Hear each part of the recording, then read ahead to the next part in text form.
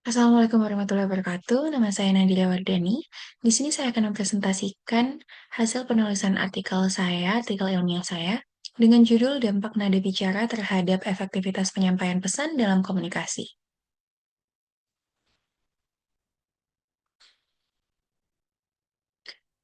Adapun hal-hal yang akan saya bahas di sini cakup 5 hal. Yang pertama ada pendahuluan, tinjauan pustaka, metode penelitian, hasil dan pembahasan, dan yang terakhir adalah penutup. Mencakup kesimpulan dan saran. Yang pertama adalah latar belakang dari artikel ini sendiri, bahwa nada bicara kan berperan sebagai indikator emosional dan sikap pembicara terhadap pesan yang ia sampaikan maupun terhadap lawan bicaranya. Namun, kesadaran masyarakat terhadap pentingnya nada bicara dalam membangun komunikasi yang efektif masih tergolong rendah, terutama dalam hubungan dekat di mana intensitas emosi itu lebih tinggi. Nah, ada 3 hal yang menjadi rumusan masalah dari artikel ini. Yang pertama adalah bagaimana variasi nada bicara digunakan dan diinterpretasikan oleh pembicara dan juga pendengar. Kemudian yang kedua, sejauh mana perubahan nada bicara dapat mempengaruhi persepsi, pemahaman, dan juga respons lawan bicara. Kemudian yang terakhir adalah strategi apa yang dapat diterapkan untuk mengoptimalkan penggunaan nada bicara. Ada tujuan utama dari artikel ini, yaitu untuk memahami bagaimana nada bicara dapat digunakan dan diinterpretasikan dalam konteks hubungan yang melibatkan emosional, serta bagaimana nada tersebut mempengaruhi persepsi, pemahaman, dan juga respons lawan bicara. Kemudian, artikel ini memiliki 2 manfaat. Yang pertama adalah manfaat teoritis, dan yang kedua adalah manfaat praktis. Nah, manfaat teoritisnya sendiri, yang pertama adalah memperluas wawasan tentang pentingnya peran nada bicara. Ini mencakup intonasi, ritme, dan juga tekanan. Kemudian yang kedua, menjelaskan bagaimana variasi suara dapat mempengaruhi penerimaan dan juga pemahaman dari lawan bicara. Yang ketiga atau yang terakhir, yaitu dapat menjadi dasar bagi penelitian komunikasi selanjutnya untuk menyempurnakan teori yang selama ini berfokus pada kata-kata. Kemudian, untuk manfaat praktis dari artikel ini, yang pertama adalah dapat menjadi pedoman bagi pelatih public speaking seperti konsultan, kemudian akademisi, atau profesi-profesi yang berbidang di public speaking. Kemudian yang kedua, membantu melatih kontrol nada suara sesuai konteks, seperti menurunkan nada saat situasi tegang, dan memakai nada lembut untuk memberikan dukungan dan membina kedekatan.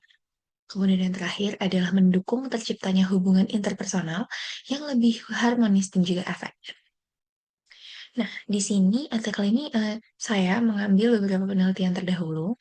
Di sini saya akan akan menjelaskan 2 dulu, yaitu dari Mehrabian pada tahun 1971, bahwa 93% makna makna emosional lewat nada suara dan ekspresi wajah, sedangkan 7% lewat kata.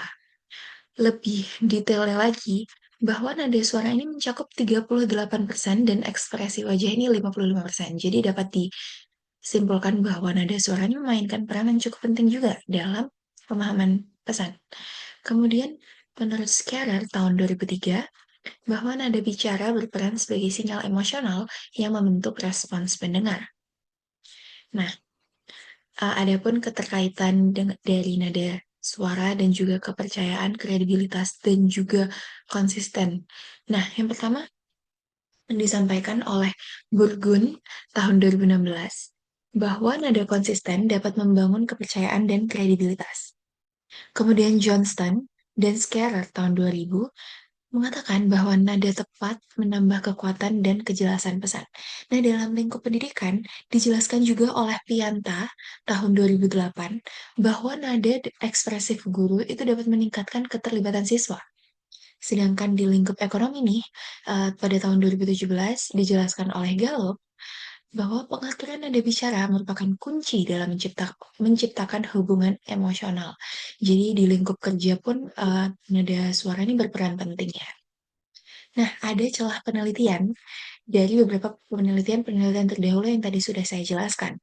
Nah, celah yang pertama adalah fokus emosional dari yang ditekankan oleh Merabian, sedangkan Gurgun dan Pianta itu lebih ke kepercayaan dan konteks tadi sudah saya jelaskan.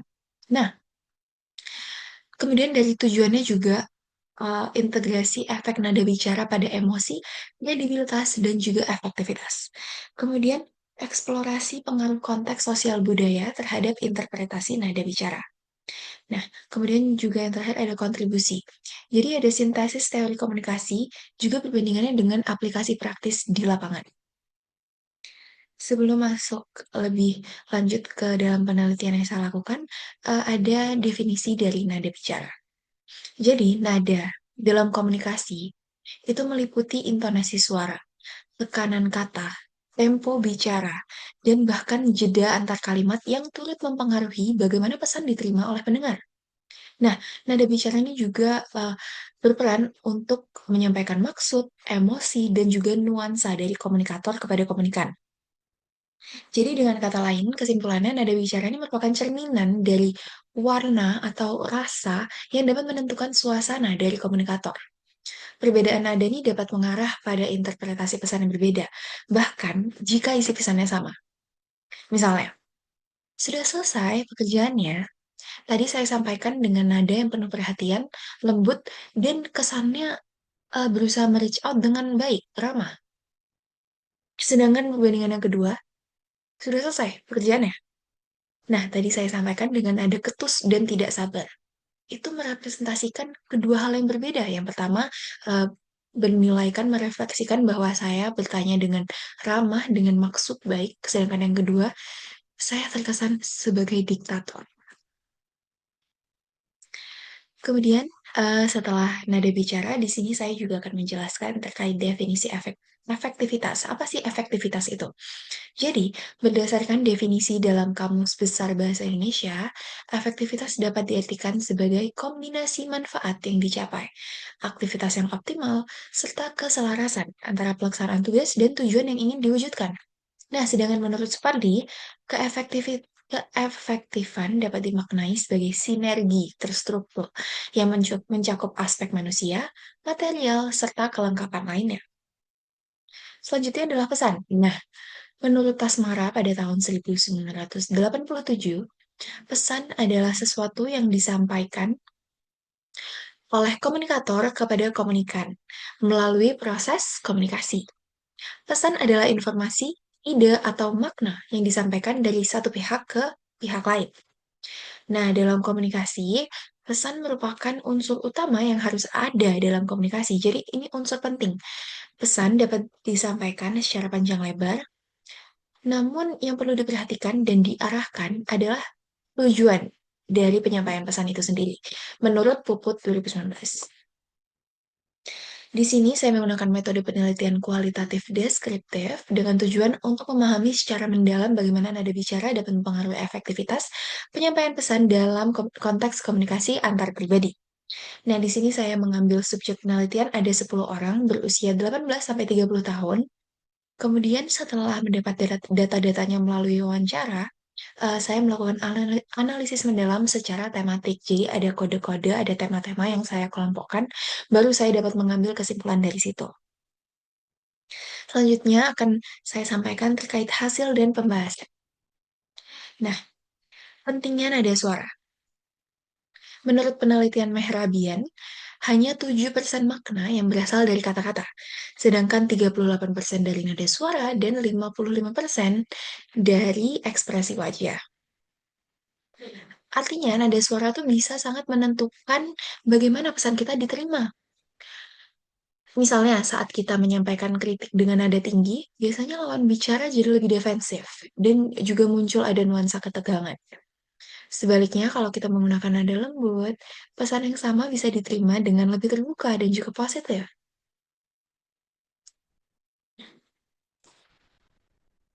Jadi, nada suara dapat mengubah interpretasi pesan secara signifikan. Nah, dari 10 partisipan yang saya ambil, 70% setuju bahwa nada lembut membuat pendengar merasa lebih dihargai dan dimengerti. Sedangkan 60% partisipan pernah mengalami adanya konflik dan kesalahpahaman akibat nada tinggi dan agresif. Nah, di slide ini saya ingin membahas dampak nyata dari nada suara. Dari penelitian saya, 70% partisipan merasa lebih dihargai saat pesan disampaikan dengan nada lembut dan tenang. Tadi sudah saya sampaikan. Nada suara yang positif bisa menciptakan suasana mendukung dan memperkuat hubungan. Namun, nada tinggi atau agresif seringkali memicu konflik. Nah, 60% partisipan pernah mengalami salah paham atau konflik.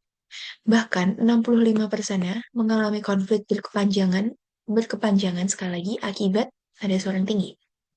Nah, jadi ini menunjukkan, saya dapat simpulkan bahwa pentingnya kesadaran dalam memilih nada saat berkomunikasi, terutama dalam situasi yang emosional. Nah, jadi apa sih pengaruh nada suara pada persepsi pesan? Sebanyak 75% partisipan merasa bahwa nada suara bisa mengubah makna pesan secara drastis. Nada ceria bisa membuat pesan secara terasa positif, sedangkan nada datar membuat pesan terasa kurang berarti. Dalam dunia pendidikan, misalnya, dosen yang menggunakan nada suara antusias bisa membuat mahasiswa lebih terlibat dan jadi mudah dalam memahami materi. Jadi, nada suara bukan hanya alat komunikasi, tetapi juga penentu efektivitas pesan yang kita sampaikan. Nah, jadi apa saja strategi mengoptimalkan nada suara? Pertama, kita bisa mengikuti pelatihan vokal dan mindfulness dan meningkatkan kesadaran nada bicara. Yang kedua, refleksi diri dengan merekam dan mengevaluasi suara sendiri. Itu bisa membantu kita dalam memperbaiki nada bicara kita. Dan yang ketiga, mengembangkan empati agar nada bicara lebih mendukung dan harmonis. Kemudian keempat, memanfaatkan aplikasi pelatihan suara untuk umpan balik dan latihan mandiri. Ya, bahkan sekarang sudah ada aplikasi pelatihan suara yang bisa membantu kita berlatih secara mandiri. Nah, untuk organisasi, pelatihan nada suara ini juga lebih penting agar komunikasi tim, apalagi ini mencakup tim ya, itu lebih positif dan produktif. Nah, jadi kita dapat menyimpulkan bahwa nada bicara memegang peranan yang sangat penting dalam komunikasi antar pribadi.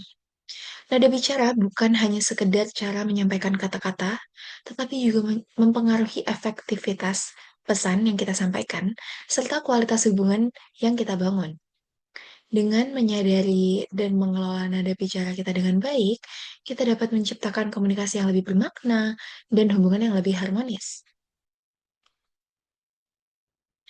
Nah, untuk slide terakhir ini, saya akan menyampaikan beberapa saran yang dapat dipertimbangkan untuk penelitian dan pengembangan yang lebih lanjut. Yang pertama, studi lebih lanjut perlu mengintegrasikan aspek emosional dan kredibilitas dalam konteks yang lebih luas, seperti lingkungan kerja dan pendidikan. Kedua, penting untuk melakukan eksplorasi lebih dalam tentang bagaimana nada bicara dapat berfungsi sebagai alat untuk mengatasi konflik. Ketiga, penelitian lebih lanjut dapat difokuskan bagaimana meningkatkan keterlibatan dalam berbagai situasi sosial melalui penggunaan nada bicara yang tepat. Baik, sekian dari saya penjelasan tentang artikel saya terkait dampak nada suara terhadap efektivitas penyampaian pesan dalam komunikasi. Semoga bermanfaat. Terima kasih.